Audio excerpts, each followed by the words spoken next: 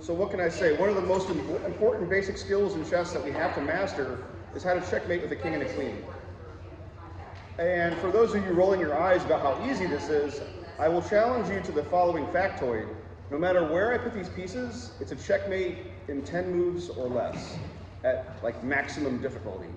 So as far as the world of perfection goes, which is not that important, but it's an interesting factoid. It's a checkmate in 10 moves or less, no matter where the pieces are of the king and queen versus a king.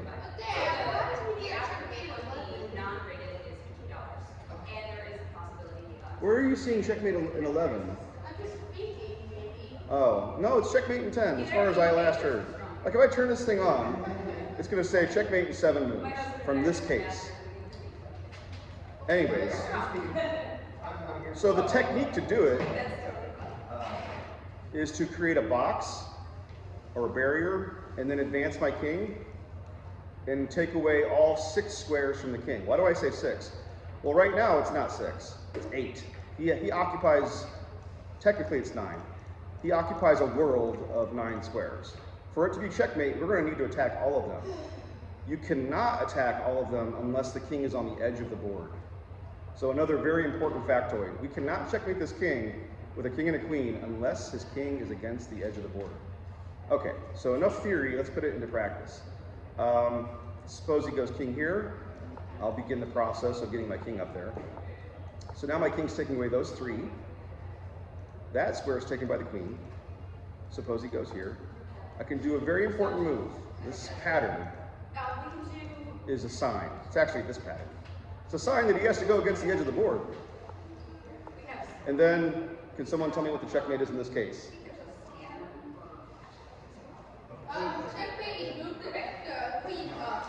To F8?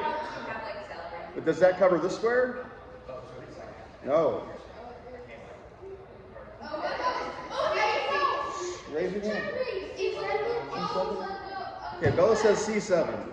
The king protects the queen. This is checkmate. I call this the helper checkmate. Just for sake of covering them all, we have different types of checkmates. Like so. Do we have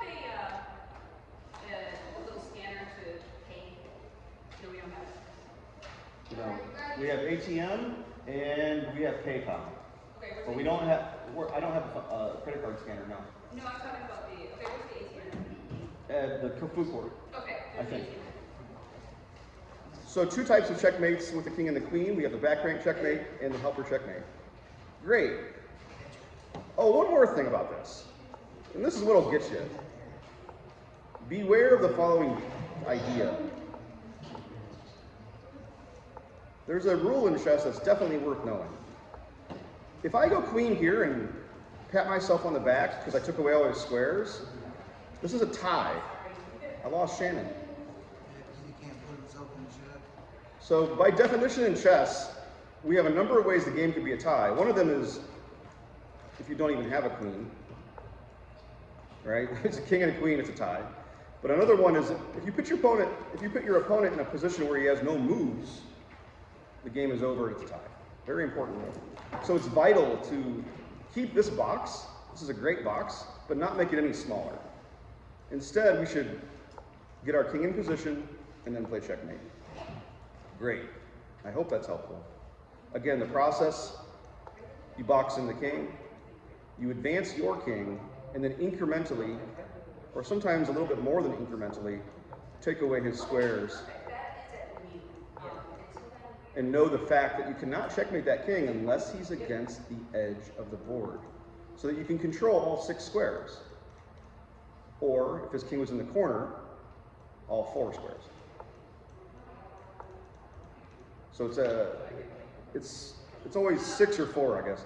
But let's go back to our original question, which is a little bit tougher.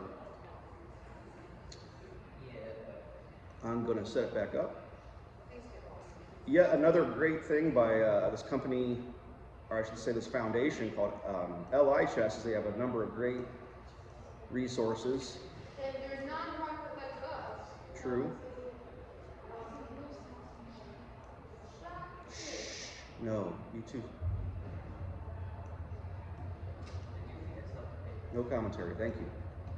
Okay, Oh, so here we are with a lot tougher situation. Okay, well, he's done with the lecture.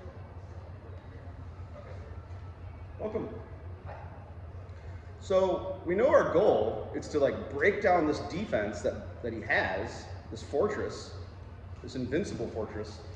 But it's not so invincible. There's a way to break this down and eventually checkmate his king once we free our king.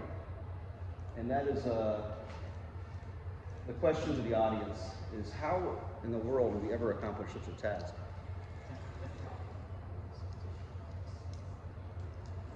And this is something in chess. This is a genre of chess study that is known as endgame studies. It has a very old tradition, where once upon a time, not only did chess masters compete with each other to see who was the best player, but they would also try to stump each other with these situations. And over time, it evolved into an art form that was in newspapers and of course books. And a way to get better at chess is these fun riddles and chess studies. Take this. Quiet and come help me make this one.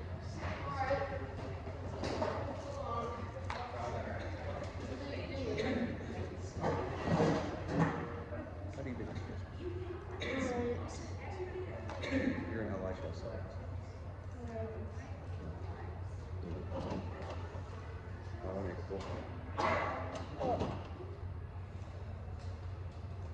Thank you. Thanks.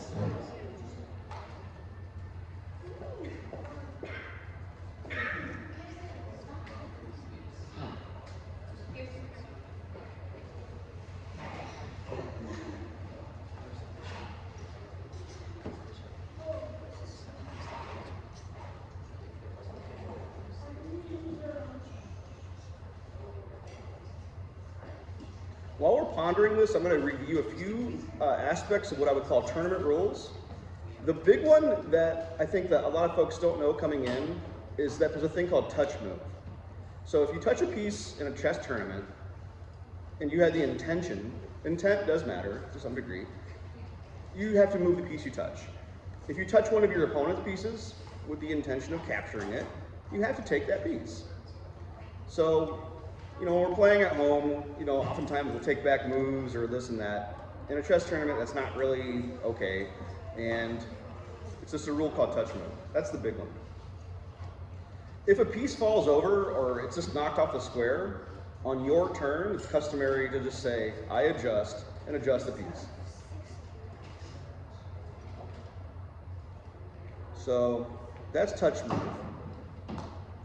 Another one that comes up is, what are some ways that a game of chess can be a tie? How experienced of a chess player are you? I know you brought a chess set. Have you played any tournaments before? Does he know how to play? Okay. I know the basics, so Can you tell me a way that a game of chess could be a tie? one, I'm asking someone else. Go ahead. like, if there's like a stalemate, Right. if one team takes, like, captures, Let's stay on that. What's the definition of stalemate? like, if, if the opponent cannot make a You got it. He could even have pieces, but I'll show a stalemate here. If I go queen here, this king only has one move. Now, for those of you who were here last time, I talked a lot about something called forcing moves. Well, I didn't quite cover this. This is what inspired me to set this up, is I'm not actually checking his king. I'm just controlling where he can go. And it's just as effective, as oftentimes more effective than a check. He's only got one choice. I can't play a check that does that. All the checks I do, here he has 4 choices. So sometimes in chess, it's way more effective to take control of the situation and control where they can move. But let's repeat this pattern and see what happens. If I keep going with this, I run into a real problem. This is stalemate. Even though he has pieces, he cannot move those pieces. He cannot move anything, and that by definition is one way that a game of chess is a tie. So this is not checkmate, this is stalemate. There's a world of difference. Another way a game of chess could be a tie is if there were no pieces on the board except for the kings. If I'm not going to do it, but if I removed all the pieces except for the kings, there's no way to checkmate the other king. Every game of chess you ever see, it should have 2 kings on the board. You can never take, I know on TV they'll show where someone takes the king at the end, but for the most part, you can't take the king. So every game of chess you ever see should have a king. Every game of chess you see should always have this square as a white square in your right hand, on the right corner of the board. Famously always screwed up on television. But yeah, these 2 corners should be white, for what it's worth. So we figured out we can drive this king about with this maneuver that I call the cut. This right here, where the queen is a knight shape away from the king and driving. And then we get to this position, and what do we do to make progress? Yes? You drive it down into the bottom left corner, A1. And what is your end goal once he gets there? Big reveal. I'm hoping to find some way to break through by sacrificing my queen and then push a pawn and make him too far away from the square. Out of curiosity, what's your name? Jordan? Are you here for the rated tournament today? What's your rating? Like 1244. I haven't played in 6 years. All right, so yeah, his goal is to drive my king as far away from the center of action as possible. We'll call this the center of action. And then his plan is to somehow do a sacrifice to liberate the pawns. Why didn't you just sacrifice your queen back here to liberate the pawns? Because the king would be there in front. Right. This is a very important thing in chess. Like, if I sacrifice my queen and then do this, best case scenario, I'm not going to actually get a queen, right? His king's going to stop me, and it's a funny stalemate where now I'm the one in stalemate. I can't move anything, and I can't do anything. So let's cover this again. For me, the hardest part of this study is actually this queen check is really precise. Because there's a thing in chess called corresponding squares, where when your opponent goes to a certain place, you need to have the timing right to go to the square that matches it. So this is pretty abstract stuff, but depending on where his king goes, I can play a different cutting move. And this is a higher form of something known as double attack, but it's on the level of square control, and it's a big deal. Because even in this situation, now I have a new cutting move to keep making this king go relatively where I want him to go.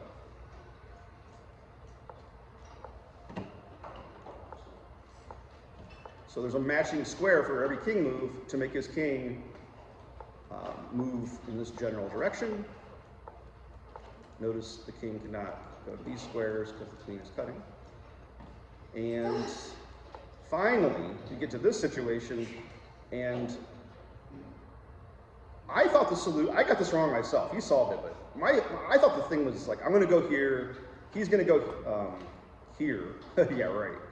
And then go here, and eventually I do a checkmate. Imagine his king was on that square. There's a square that I could put the queen on in the shadow of the king, where it would be checkmate. The problem, though, there's no way to actually force him to go there because of the specifics of the position. Is that true? Well, in this case, it's not. No, yeah, there it is. Look at this. So it looks like this is stalemate. A different version of the stalemate pattern can exist like this, where the pawn cuts away the square. I digress. In this situation, this is a killer move with a very simple idea. If I haven't messed it up. I have messed it up. Take. I think I'm getting somewhere with this pawn. No, I'm not. Oh, yes, I am. It depends on whose move it is, right? So just by a hair, since it's white's turn, the king cannot catch the pawn in time. Now it looks like we're in the same situation, but we're not, because his fortress has been broken. I can take this pawn, and take this pawn, and take this pawn, and for sake of doing it, I guess I'll do it with 2 queens. I could do it with 3 queens if I wanted to, but that would be a bit much. So we get to our finale like so. Is this a famous puzzle? I stumbled across it the other day. You saw it too? The algorithm fed it to me. The algorithm fed it to me too. It isn't that famous, actually. I didn't know if it was brand new or old. I mean, I think I've seen it before that post, but it's not well known. So, well, what does this teach us? Why is this useful? I think there's two things about this that are useful. One is understanding that you can control and drive the king in the following fashion. But even more useful is understanding a very important rule called square of the pawn. In chess, we have a very important idea about what happens when a pawn is racing up the board and can the king catch it. And this rule is called square of the pawn. It's more like a rule of thumb. The idea is that if you take the pawn, trace the diagonal, and make a square in the following fashion, if this king cannot get inside that square, the king cannot catch the pawn. So this is a way to do a shorthand calculation to know if the pawn is fast enough to get up the board. If it were black's move, he could get inside the square of the pawn. This is a tie. If it's white's turn, here's the new square. And his king is obviously not getting inside that because he can't move so fast. So that's a very useful tip, and it does matter because if you think about it, at the end of the game, if you were playing with a clock, you need to be able to calculate quickly in a lot of cases. And these kind of shorthand calculations and rules and guidelines help a lot. Okay, what time we got? Does anybody have a time? 11:20? Okay. Well, I think I'll show another study.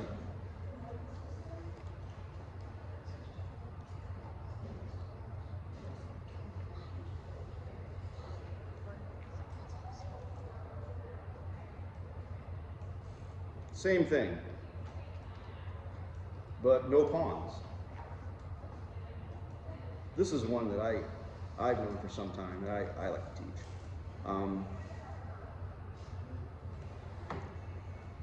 So, taking all the skills we learned from the previous example, let's apply them to this. White's turn.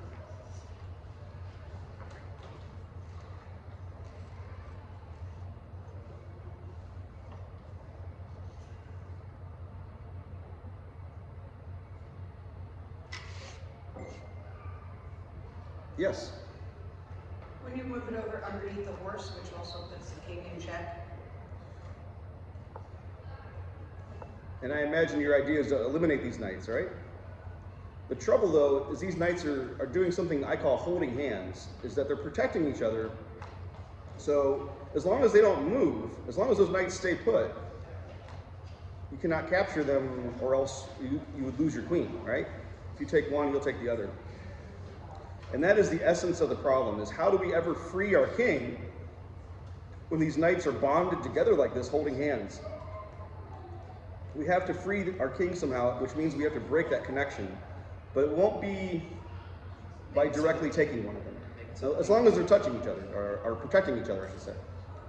So what do we do to unlock this?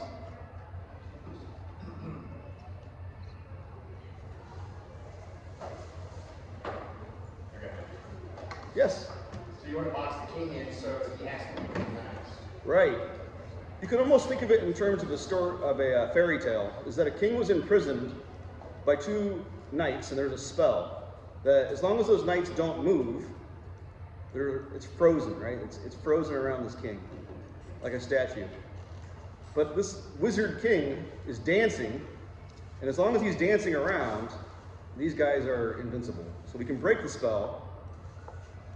Oops, not there. Don't lose your queen. We can break the spell by taking away his choices. And advanced chess players absolutely cringe when they see this queen move because they think stalemate. But sometimes it's not stalemate. Like this is not stalemate because he can move a knight. So as long as he can move something, it's not stalemate.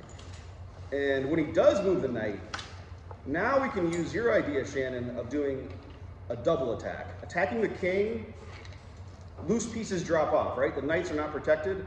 So attacking two things or three things at the same time will work. Now do you see a way for the queen to move somewhere to intersect two targets at the same time? Because we don't want to do this. We don't want to do single attacks, and he resumes his defense. Single attacks, well, they're not worthless, they're very useful, but a lot of times they're worthless. They'll just push your opponent into a better position. You want to think double attack in chess, often, in order to accomplish the capture. Yes? Queen A5. So queen A5 is our double attack. We also have queen E8. So queen check, I like this one more because it picks off the knight that's closest to the king. And then this knight is nowhere near close to that king, so we should be able to round it up pretty easily. Suppose he goes here, we can do another double attack and then just go ahead and demonstrate that we know how to checkmate with a king and a queen, which is an important skill that we do by boxing in the king and taking away squares incrementally. I control all these. He's got two. He's got two options, right? I cut, he's got two. Now I can repeat the pattern this way. I prefer this king move though, this king move. Because he doesn't have this move. Just go here. This is not stalemate, it's a 2. He has 2 choices. And then it's checkmate in 2 moves. Another way I teach people to do this though is whenever you see the king against the edge of the board, always play this move. Do the big cut him like that, cut him off, and then approach and play checkmate. If you do this pattern, you'll never do a stalemate. Just give him some room to breathe, and then your king can get close and play a checkmate. And that's the way to do that quickly. Okay. Hi there. I think Kelly and the kids. My sign-up host is out, but she'll be back. Okay. Any other tournament rules I should cover? Yeah, there's a hard one. It's called the 50-move rule. What is that? The 50-move rule means in chess, if we're in a situation where there are no pawn moves and no captures for 50 moves, the game is given up as a tie.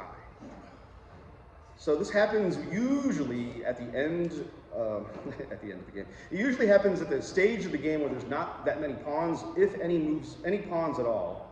And it will cover situations like the following.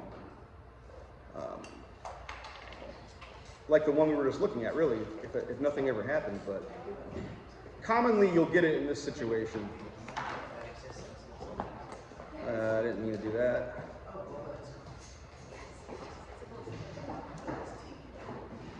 So a common situation in chess where you're almost winning, but it can often end in a tie. I got some new folks that came in, I think.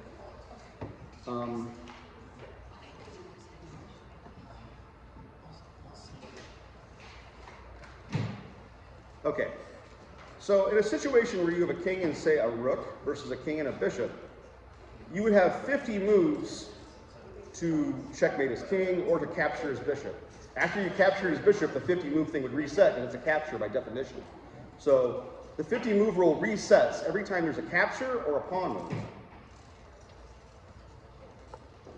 If I just mess around, which honestly I have nothing better than to mess around, and just go around and around and around with this and never checkmate this king, eventually it has to be given up as a tie.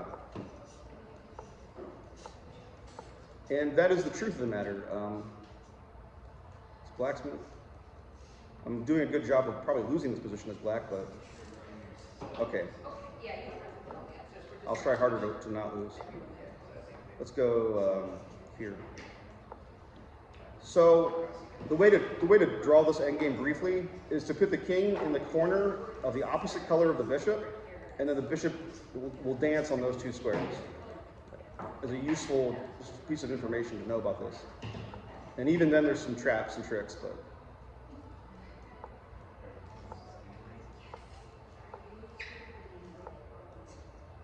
okay.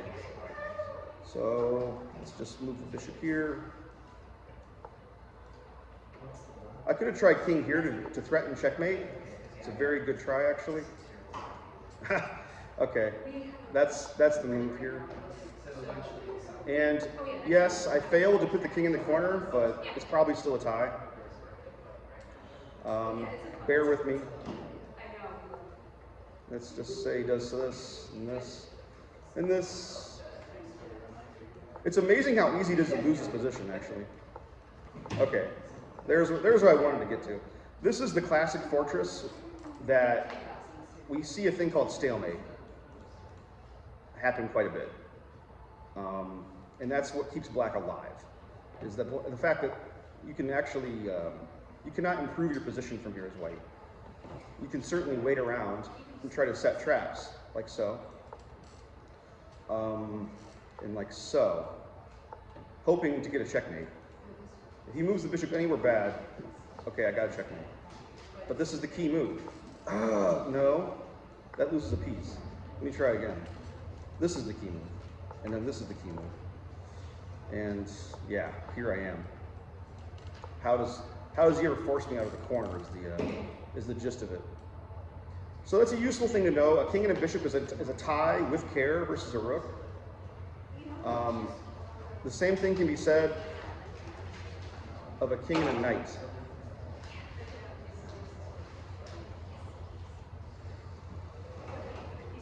But with the king and the knight, the opposite strategy applies. So what we just learned is that with a king and a bishop, you do very well to put your king in the corner. It's one of the few times in chess this is an effective strategy. With a king and the knight, you absolutely do not want to do that. That's a loss.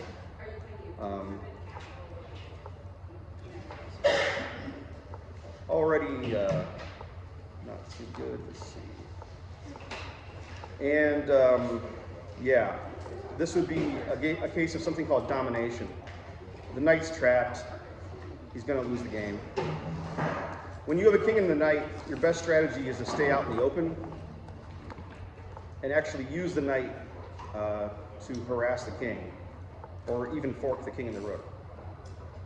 The torturous thing about this, against a motivated opponent, the game is going to last 50 moves from here. Someone's going to have to keep track of the moves. And you say, hey, it's been 50 moves going round and round, you haven't checkmated me. So, in other words, white has a lot of ways to keep playing and keep trying to win such positions, which is fair. But in chess, we have a way to stop it from going on forever, is the 50-move rule. And that's what I wanted to cover. And probably butchered my analysis of these type of positions. But the gist of the king and the knight is don't go to the corner, stay active, keep your king and knight together, and you'll be fine. All right, I am going to stop the lecture now. We're going to pair off and maybe play just like one casual game to get used to the clock, and then we'll start the arena soon thereafter. For my players who are here for the rated tournament, we have to have a players meeting, and we're going to get you all set up, or merge you into the arena as well, depending on how many guys have on. So.